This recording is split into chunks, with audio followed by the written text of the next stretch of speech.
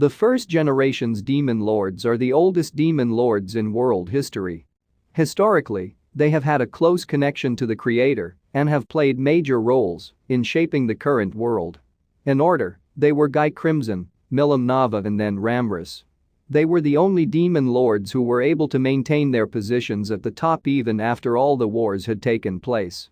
Let's start with Guy Crimson, also known as Rogue, is known as the oldest of the primordial and the first demon lord. As the oldest demon, he was called and used countless times and fought against countless enemies until he reached the stage of an archdemon, the top of the natural evolution chain of the demon race. As a demon, he seeks for more power and more freedom to rule however he wants. So, after summoning him again, he decided it was his last. He accepted his summoner's desire to annihilate an enemy nation, but he took the life of his own country in return as compensation. After being named, he realizes that he has awakened as a true demon lord. Following after, he summoned 2 archdemons. They were given physical bodies as well as an evolution to the demon peer. Guy gave them the names Misery and Rain, reflecting the suffering of mankind and the rain of blood that fell wherever Guy followed, and sent them to fulfill the contract of eradicating the enemy nation. Soon after Guy woke up as a demon lord, another did the same. It was Milim Nava. She is one of the strongest and oldest of all the other demon lords, known as Destroyer, a demon lord with the threat level of disaster. Milim is an indifferent individual who just wants to do something to avoid her boredom. She is the daughter of the true dragon Veldanava and Lucia. Milim grew up never seeing the faces of her parents, with her pet dragon as her only friend, created by Veldanava with the intention of becoming a potential vessel for her reincarnation, which never became true because the pet dragon was killed by a country that targeted Milim. In her anger, Milim destroyed the country and awoke as the second true demon lord. Moreover, her rage caused him to lose all reasoning and consciousness, prompting Guy Crimson to quarrel with her in an attempt to stop her rage. That battle continued for 7 days and 7 nights, transforming the fertile lands of the west into a barren desert. Ramrus, the Queen of Spirits, later intervenes in the fight to help calm Milim down. The 3 eventually became good friends and met and talked regularly. Did you know, Milim had no one she considered as true friend before she met Rimuru. She was just looking for anything that could stimulate her and alleviate his boredom, treating most of the weaker than her as mere toys. However, after she met Rimuru, she was shown the many faces of entertainment offered by Tempest City, and her violent temper mellowed as a result. She considers Rimuru as her only true friend and her bestie. The last one is Ramrus. She is the only one of the first generation's demon lords who was not a true demon lord, meaning she was self-proclaimed. She is also the saint's guide, giving divine protection to heroes. She keeps the balance of the whole world.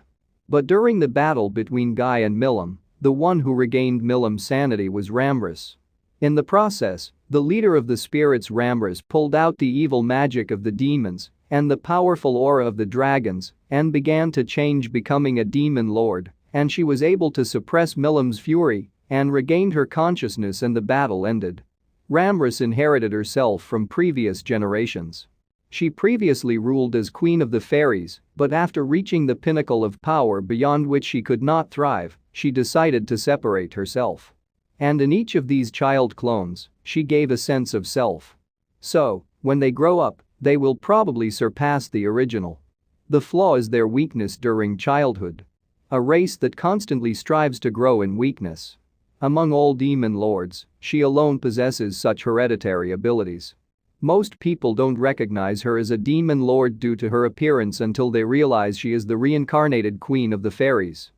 The next is the second generation of demon lords, are the demon lords who came after the first, during the many wars fought in ancient times for supremacy. They are inferior to the first generation, but still considered incredibly powerful and far superior to the third generation demon lords. Let's start with Daggerul. He was the first of the second generation of demon lords to appear. Initially, Daggerul was a wholly attributed associated with the giants who were given the duty to guard the gateway to Veldanava's heaven. Yet with the death of his master, and the rapid development of the human race, and the rapid persecution they bear as giants, fairies, and spirits, and their actions persecute and hunt giants and kill theirs. Because of this development, Dagruel was forced to kill many people to defend his subjects and continue his duty to guard the gateway. It later caused him to inadvertently feed his demon lord seed and accelerated his transformation and awakening as one despite his own divine powers resisting change. However, humanity continues to attack and hunt down the giants and thus force Dagruel to kill scores and many of them in their defense until eventually he becomes a full-fledged demon lord. Next is Rumina's Valentine. She is the ruler of all the vampires and possibly the second true demon lord of the second generation to appear. Although the exact circumstances of how she became one are unknown, Rumina's, who managed to evolve into one, proceeded to find his own country being filled by her fellow vampire called Night Rose. However, due to the frequent destructive rampage of Storm Dragon Valdora, the first country of the Ruminas faced complete and utter destruction and forced her to escape from its destruction and start again from scratch to create another domain for herself by waiting for the appropriate opportunity. Eventually, the time came in Angel's frequent fury every few centuries to stop and limit human progress, where Ruminas took advantage of the chaos to create her own religion that recognized her as a goddess and her excesses. That power to support, she claimed, her newfound faith immediately captured the attention and devotion of many human survivors. It caused her to successfully lay the foundations for the rise of the Holy Empire Ruberios, to be filled with people who would then lay the foundations for her hidden vampire empire, which would sustain her human empire. The last one is Dino, also known the title of Sleeping Ruler. Dino is a lazy individual who likes to waste time sleeping. Despite this, he still cares about his image and doesn't want to stand alone anymore. Did you know he was formerly an angel who was not only the strongest of him, but also became the leader of the original 13 Seraphim, the most powerful angels of heaven, who served directly under the creator of the world, Star King Veldanava. Yet with the death of his master and Lucia, Dino subsequently gaining an ego due to the anger, resentment, and despair he felt on Earth for killing his master. Dino destroyed the whole country that brought this about and thought of destroying the entirety of the world, but changed his decision after noticing an orphaned Milam. His entire reason for living was to protect her. Dino became a fallen angel and then has evolved to become a true demon lord. Third-generation demon lords were the demon lords who caused most of the chaos during the first arcs of the story. At the time of the introduction to all the demon lords, Kazarium was not mentioned to be part of the 10 great demon lords. However, considering that Leon Cromwell killed him and taken his seat amongst of the group about 300 years ago, it can be assumed that he was probably also part of the third generation. Let's start with Kazarium with his new identity as Kigali. He was the first known demon lord of the third generation, and in his time as one of the 10 great demon lords, he became known as a well-known scheme that constantly tried to increase his power within the faction by finding and recruiting potentially powerful allies under him. As can be seen where he helped Clayman to become a demon lord, Carrion established his position among the 10 and attempted to take Leon as a subordinate and offered to be made demon lord. Kazarium later lost both his position and seat in the middle of the Council of Demon Lords after he was defeated and killed by Leon Cromwell, who then took his position and territories as his. But Kazarium was able to survive by escaping with his astral body and now occupies a homunculus body in the shape of a female elf. Taking on Kigali's new identity, he began serving under Yuki Kagurazaka as a secretary while still influencing the world with the help of his constituents from the moderate Harlequin Alliance.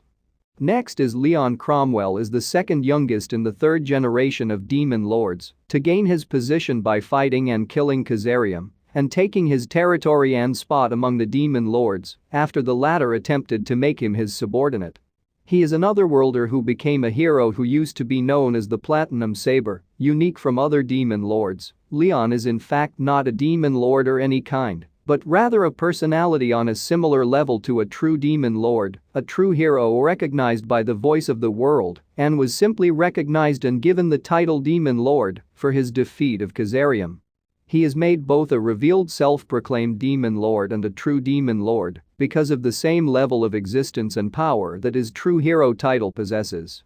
The next 3 demon lord are Carrion, Free, and claim and all are part of the next generation of the third.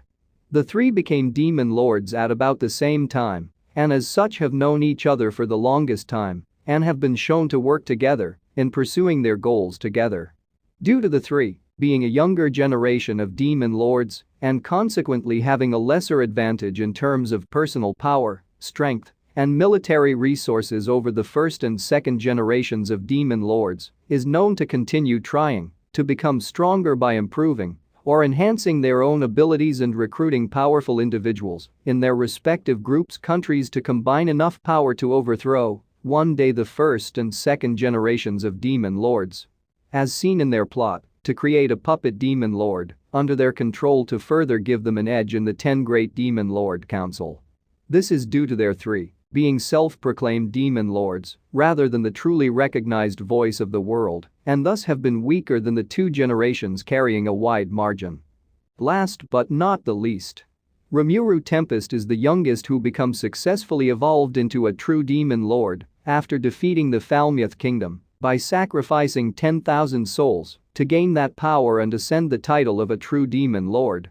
After that he resurrects Xian and the other fallen Tempest citizens. He is the first person in the last few thousand years to successfully becoming a true demon lord instead of a self-proclaimed one like a majority of the third generations.